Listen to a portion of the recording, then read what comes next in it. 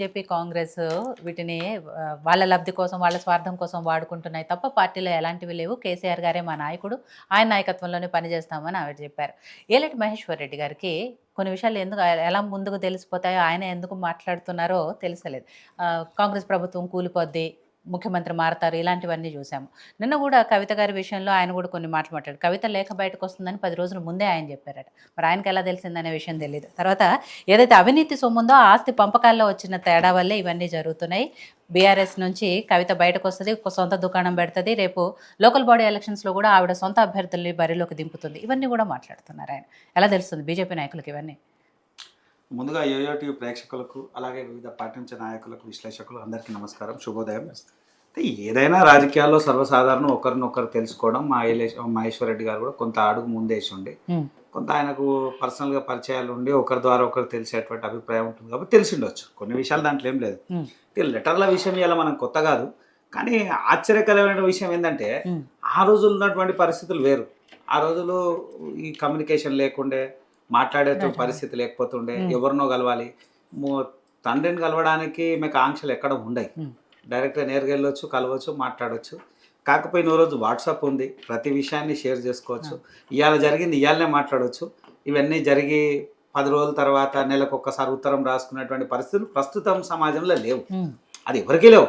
అది ఐఏఎస్ ఆఫీసర్లు అయినా, ఎవరైనా ప్రభుత్వానికి రాయనా, ఎవరైనా విషయాన్ని వెంటనే చేరవేయడానికి అనేకమైనటువంటి మార్గాలు ఉన్నాయి.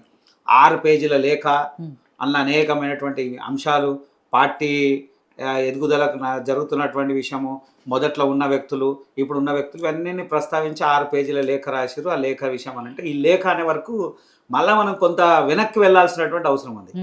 లేఖ అనే వరకు గతంలో ఎప్పుడో కేసీఆర్ చంద్రబాబు నాయుడు గారికి లేఖ రాసిండు.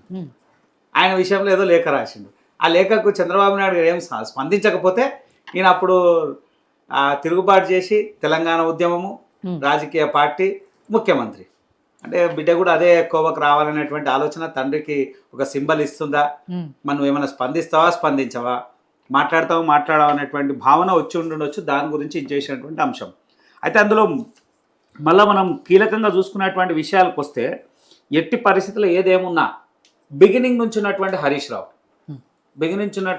ఇప్పుడున్నటువంటి పరిస్థితులు, మొన్న ప్లీనరీలా క్లియర్గా కేసీఆర్ గారు రాజకీయ వారసుడు ఎవరు అనేది తేల్చేసిండు. ఆయన రాజకీయ వారసుడు ఖచ్చితంగా, కేటీఆర్ అనేది రాజకీయ వారసుడు అని ప్రజలకు తేల్చేసినటువంటి విషయంలో హరీష్ రావు కానీ, కవిత గారు కానీ పూర్తిగా వారికి అర్థమైనటువంటి విషయం, అయ్యో మా పరిస్థితి అధోగతి అయినటువంటి పరిస్థితి ఉంది కాబట్టి హరీష్ రావే, కవిత కన్నా ముందు హరీష్ రావే జర రిఫ్లెక్ట్ అయ్యింది, ఏదో జరుగుతుంది అనేటువంటి భావన వచ్చినప్పుడు మళ్ళీ ఇద్దరు బావమమ్మడులు ఇద్దరు కూర్చొని, ఇద్దరు చర్చించుకొని, ఇద్దరు అయినప్పుడు మళ్ళీ కవిత అనుకుంది, అమ్మ ఇద్దరు ఒకటే, నన్ను ఎలా కొడుతున్నారు, మళ్ళీ వీళ్ళిద్దరు ఒకటే అయిపోయారు.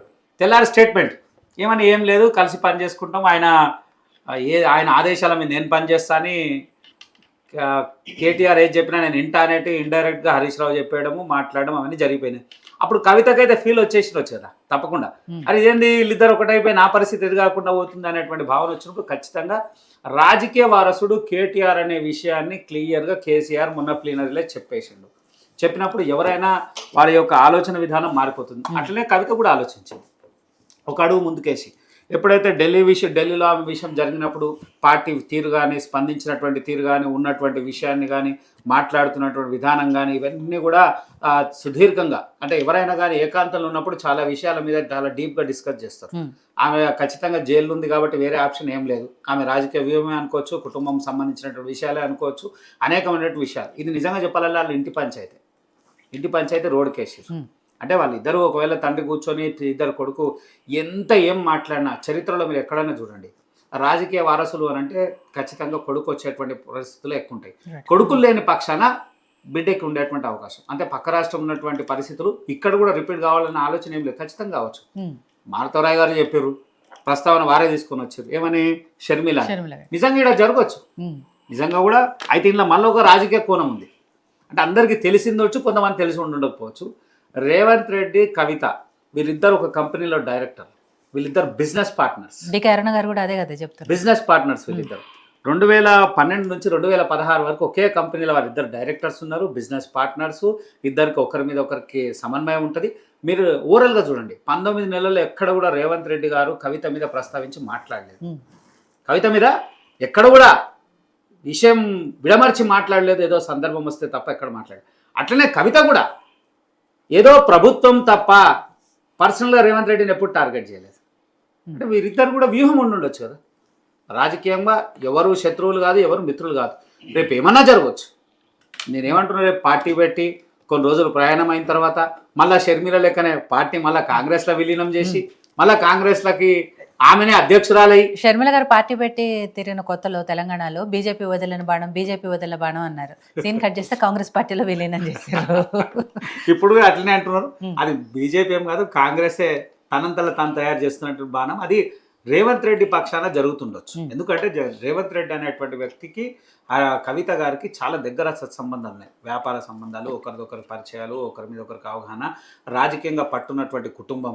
కాబట్టి కొంత అవకాశం ఎవరైనా కానీ సొంత అన్న తమ్ముడు అధికారం వచ్చే వరకు చాలా సందర్భాలు చూసినాం. భార్యాభర్తలే నాకు టికెట్ ఇవ్వకపోతే కొట్లాడుకొని విడాకులు తీసుకొని కోర్టుకు పోయి నానా రచ్చ జరిగినట్టు సందర్భంలో భార్యాభర్తనే.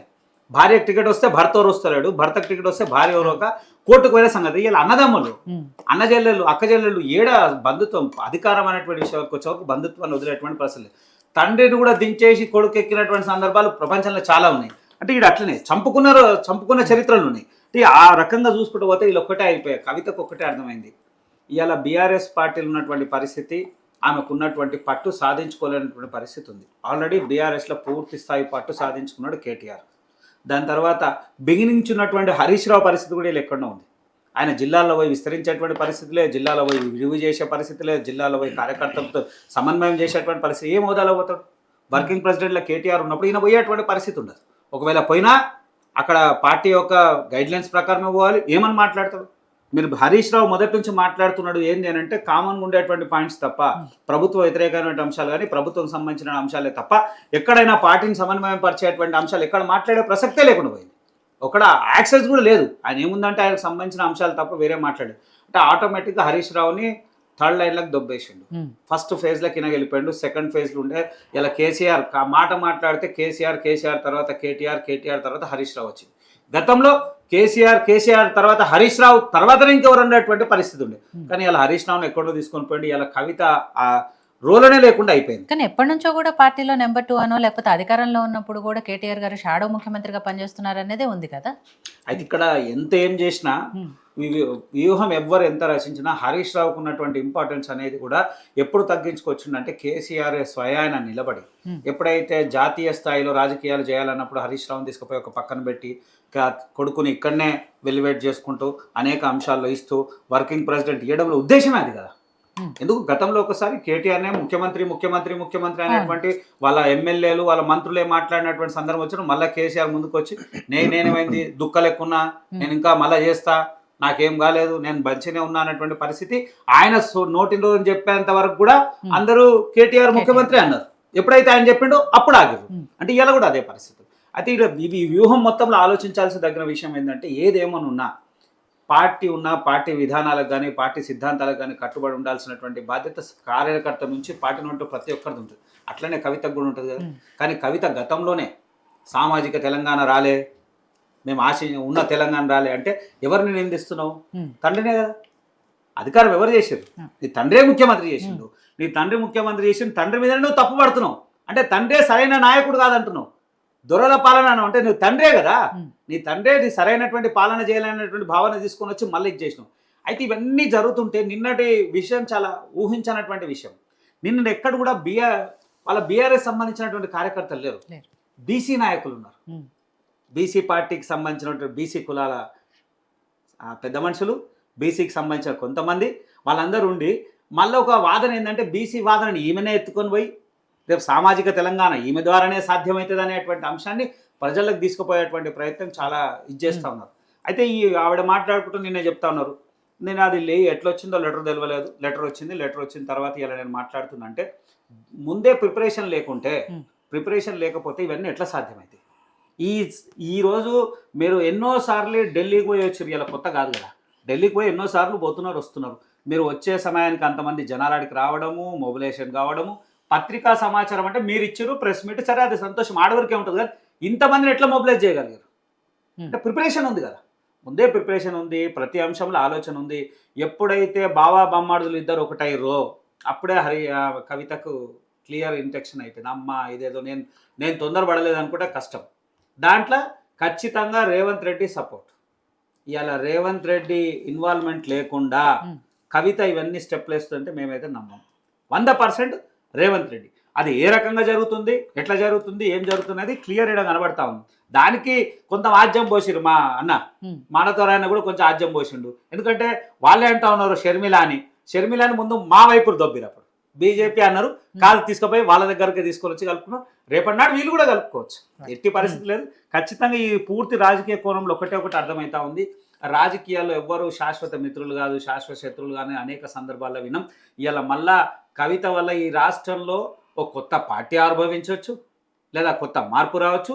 బీఆర్ఎస్ పూర్తిగా పునాదులతో పుకిలేచి మొత్తం పూర్తి స్థాయిలో నిర్వీర్యం అయిపోవడానికి కవితనే కారణంగా అయి ఉండవచ్చు.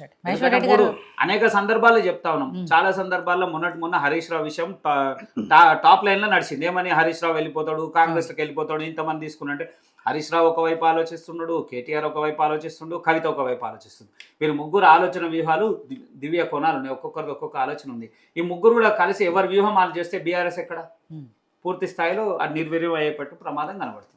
ఇంకొన్ని రోజుల్లో చాలా ప్రకంపనలు వస్తాయి బీఆర్ఎస్ లో అని కూడా చెప్తున్నారు మహేశ్వర్ రెడ్డి గారు. మరి అది కూడా ఏంటో చూడాలి. రైట్ పశుపతి గారు. సో కవిత